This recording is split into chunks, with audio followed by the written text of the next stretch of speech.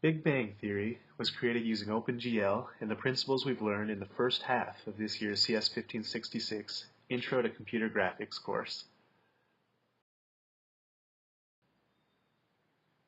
The premise behind Big Bang Theory was to be just like the real Big Bang Theory, and that is to create a world based on random chance.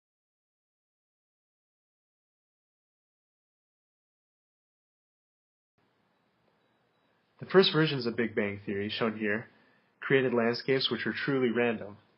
Now, while these landscapes were exciting at first, I quickly realized that they all looked the same. They just looked random.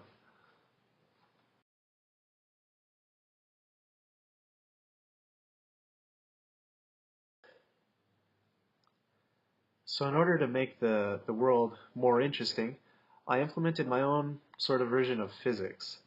Now these physics, they're just certain constraints on how the landscape can form and change over time. I, I defined several different types of land and gave them each their own set of constraints as to how they could be shaped.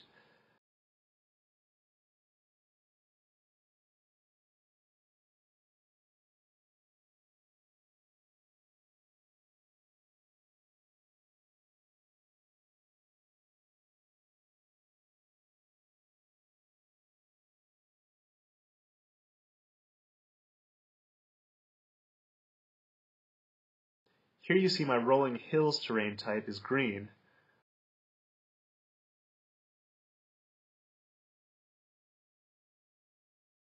My plain type is tan.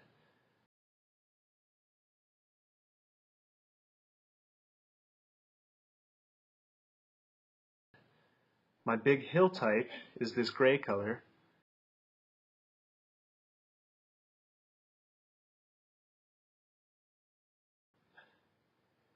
And this bright yellow represents desert sand dunes.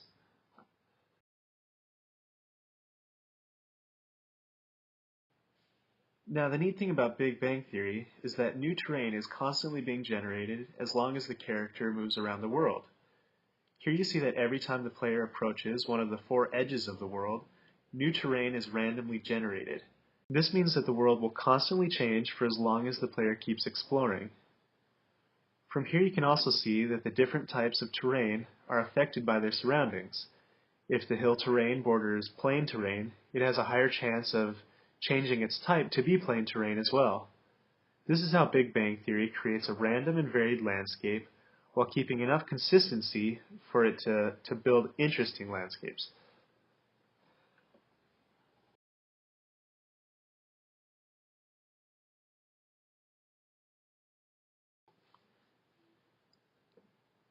I recently added water to the world using a simple trick. See, whenever the terrain drops below a certain altitude, a second set of polygons is rendered above the terrain at sea level. These polygons are affected by a sine function and a counter, which together produce the waves we see along the shore.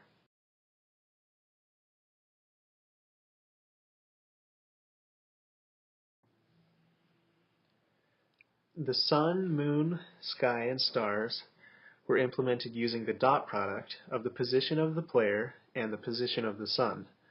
Using this, it's easy to calculate what time of day it is, what color the sky should be, and whether or not the stars should be visible.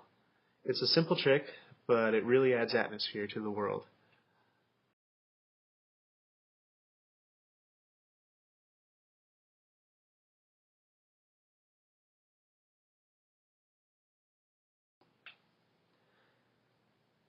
So that's pretty much all I've had time to do so far.